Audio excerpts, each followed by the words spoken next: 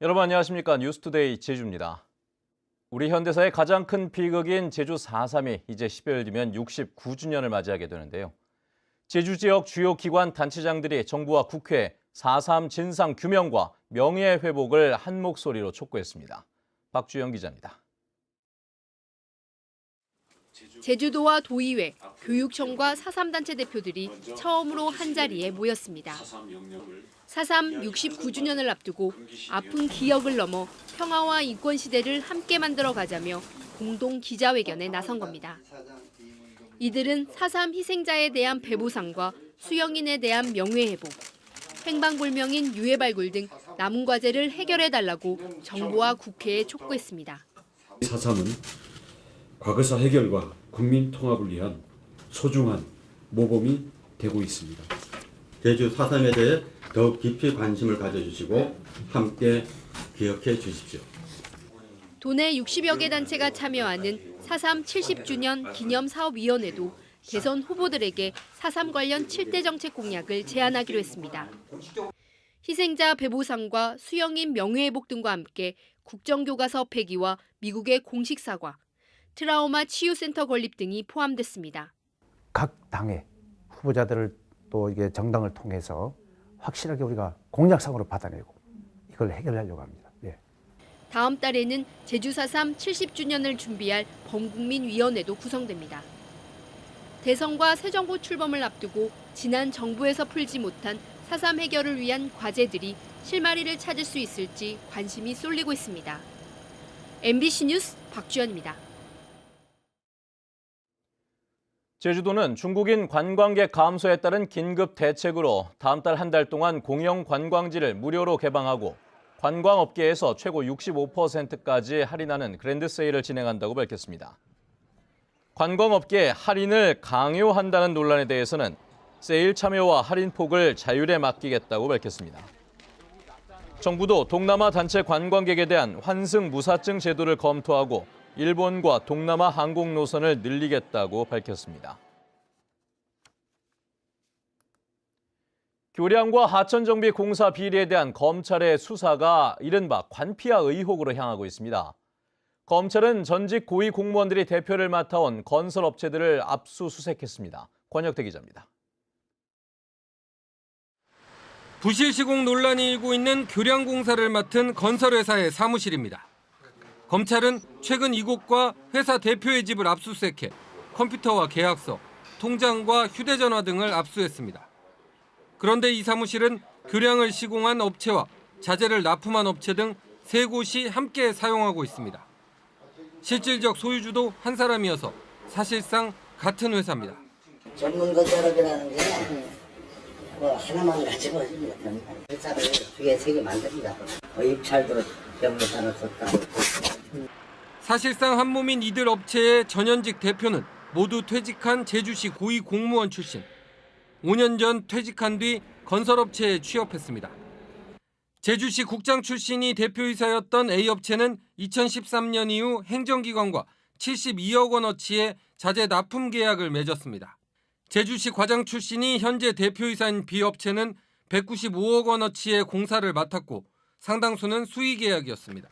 특히 제주시는 교량공사를 입찰에 붙이면서 이들 업체가 특허를 갖고 있는 공법만 쓰도록 자격을 제한했습니다. 결국 공사와 자재 공급 모두 이들 업체가 수의 계약으로 따냈습니다. 아니 특허국법이요 시제 조금 있다고 시제 하시는 대상들이 그런 특허국법 썼을 때는 그렇게 간다는 시제 조건들이 있지 않습니까 이 법에. 관피아 의혹으로 공직사회가 술렁이고 있는 가운데 검찰은 조만간 압수수색 결과를 정리하고 수사 대상과 혐의점을 압축할 예정입니다. MBC 뉴스 권혁태입니다. 전화 금융사기, 보이스피싱에 갈수록 진화하고 있습니다. 경찰관을 사칭해 세탁기나 냉장고에 돈을 보관하도록 시킨 뒤 훔쳐가는 수법까지 등장했는데요. 하루 만에 제주에 사는 할머니 3명이 속아 1억 원이 넘는 피해를 입었습니다. 김찬영 기자의 보도입니다. 서귀포 시내 한 아파트에 사는 73살 김모 할머니는 경찰관이라는 남성으로부터 전화를 받았습니다. 누군가 우체국 계좌에서 돈을 인출하려고 하니 3천만 원을 찾아 세탁기에 보관하고 집 열쇠는 안전하게 우편함에 넣어두라는 겁니다. 그런데 할머니가 수표를 받고 오라는 지시를 받고 집을 비운 사이 세탁기에 넣어둔 돈은 감쪽같이 사라졌습니다. 삼천만원 넣어놓으라고 그랬더니 그 미리 갖다 넣어놨지. 열쇠도 이제 그 통 안에 넣어놓으라고 그래서 또 순진하게 갖다 넣어놨지. 근처에 사는 76살 김모 할머니도 똑같은 전화를 받고 냉장고에 7천만 원을 넣어두었다가 도둑 맞았습니다. 68살 이모 할머니는 아들을 납치했다며 돈을 가져오라는 협박 전화를 받고 범인을 만나 2,400만 원을 건넸습니다. 아들 바꿔주시는데 아들이 엄마 고생하는데 엄마 잘못했으면 우는 것이 완전히 아들 목소리 같아서 그렇게 하루 종일 내가 당했어요. 경찰과 금융감독원은 그제 하루 동안 보이스피싱 3건으로 1억 2천만 원의 피해가 발생하자 긴급 피해 경보를 발령했습니다. 지금 곧바로 제주 도내 전역에 있는 금융기관에는 바로 금감원에서 긴급히 좀 알려주라고 해서 지금 알려지고 있는 상황인 것으로. 경보가 발령된 어제도 70대 할머니가 보이스피싱에 속아 3,800만 원을 인출하려는 것을 농협 직원이 말리기도 했습니다. 경찰은 할머니들의 집 근처 CCTV에 찍힌 중국인 보이스피싱 용의자 2명을 제주공항에서 긴급 체포하고 공범이 있는지 조사하고 있습니다. MBC 뉴스 김찬현입니다. 최근 들어 자진 출국하는 불법 체류자가 급증한 것으로 나타났습니다. 제주 출입국관리사무소에 따르면 지난 2일부터 19일까지 자진 출국한 불법 체류자는 891명으로 지난해 같은 기간보다 10배 이상 늘었습니다. 출입국사무소는 오는 5월까지 3년 미만 불법 체류자가 자진 출국하면 입국 금지를 면제해주고 있는 데다 최근 한중 관계가 나빠지면서 자진 출국자가 늘어난 것으로 보입니다. 세월호 참사 이후 수학여행을 비롯한 현장 체험 활동에는 관련 교육을 받고 자격증을 딴 안전요원을 의무적으로 배치하도록 했는데요. 실제로 잘 지켜지고 있을까요? 현장을 점검해봤더니 무자격 아르바이트 학생들이 대부분이라고 합니다. 홍수연 기자가 취재해봤습니다. 제주를 찾은 수학여행단. 공항을 떠나기 전 인원 점검이 한창인 학생들 곁에 안전요원들이 서 있습니다. 여행업체가 학교에 제출한 서류에 따르면 3박 4일간 동행하는 안전요원은 50대부터 20대까지 5명. 하지만 실제 나온 요원들은 모두 20대, 명단과 다르고 자격증도 없습니다.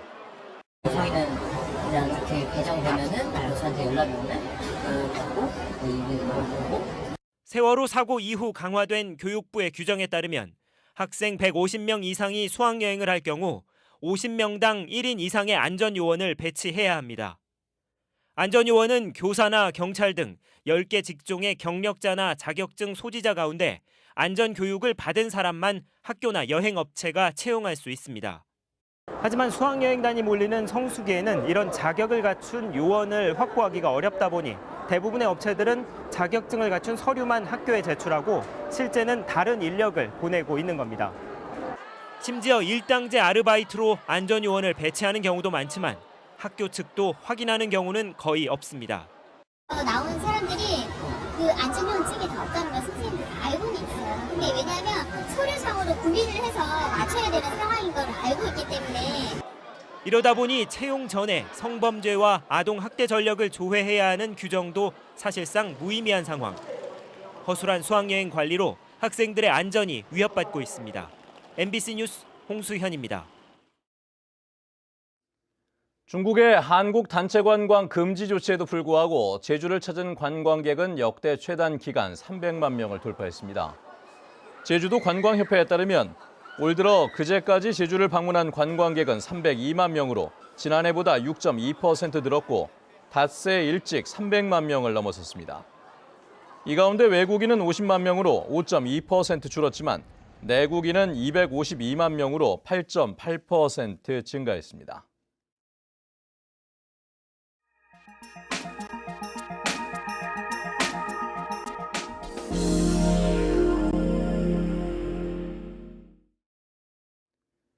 여름철마다 반복되는 강과 하천의 녹조를 보다 친환경적인 방법으로 퇴치하는 방법이 개발돼 실용화를 앞두고 있다고 합니다. MBC 충북 신미희 기자입니다. 지난 여름 녹조가 발생한 하천에서 채취한 녹조물에 흰색을 띤 수산화 마그네슘을 섞습니다. 다른 녹조물에는 기존에 쓰이는 붉은색 황토를 넣습니다. 30분 뒤 두 수조를 비교했더니 수산화 마그네슘을 넣은 수조의 녹조색이 옅어지며 탁도가 훨씬 빠른 속도로 개선됩니다. 일주일 뒤엔 녹조가 완전히 제거돼 물이 맑아졌습니다. 열쇠는 바로 이 백운석에 있었습니다. 백운석을 불에 구운 뒤 분리해낸 마그네슘으로 친환경 소재인 수산화 마그네슘을 대량 생산하는 데 성공했습니다. 황토에 비해 그 녹조를 흡착해서 제거할 수 있는 능이 3배 정도 높습니다. 그래서 총인이 한 90%까지 이상은 제거되기 때문에 즉시 효과와 지속적인 효과를 누릴 수 있습니다. 백운석은 충북 제천, 단양 등에 대량 매장돼 있어 원료 확보도 쉽다는 장점이 있습니다. 한국석회석 신소재연구소는 이 기술을 민간에 이전하고 올해부터 녹조가 발생한 강과 호수에서 실제 적용할 계획입니다. MBC 뉴스 신미입니다.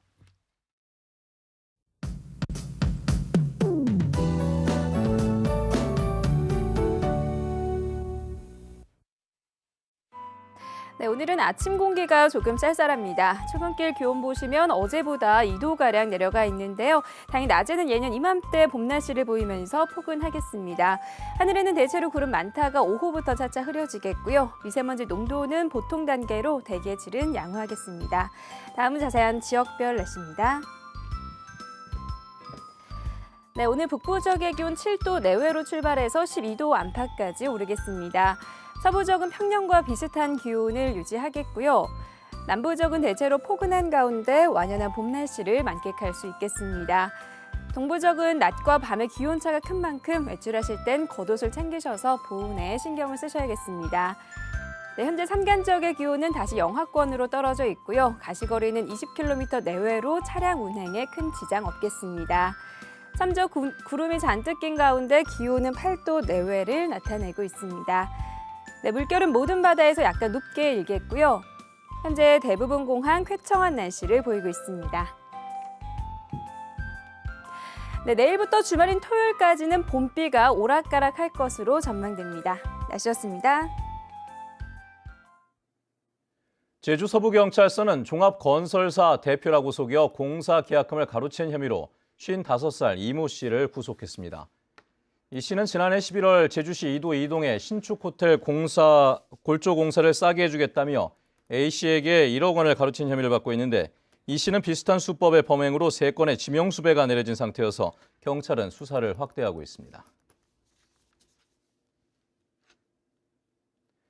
저가 항공사들에 이어 아시아나 항공에서도 제주 노선의 국내선 항공요금을 인상합니다.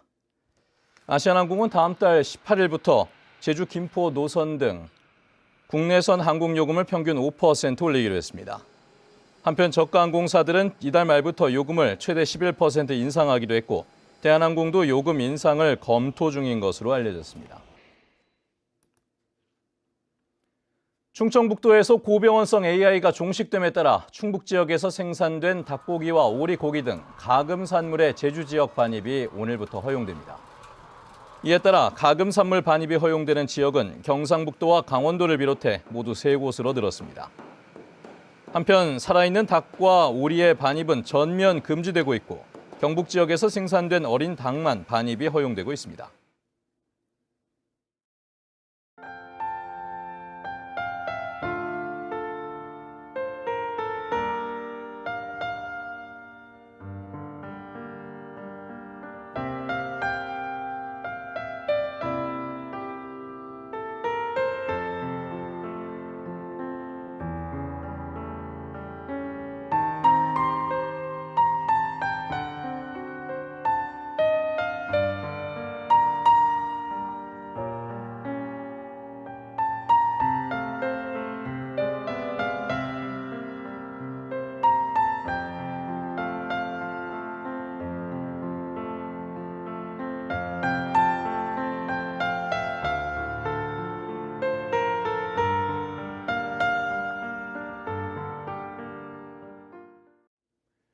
네, 뉴스투데이 제주를 마칩니다. 시청해주신 여러분 고맙습니다.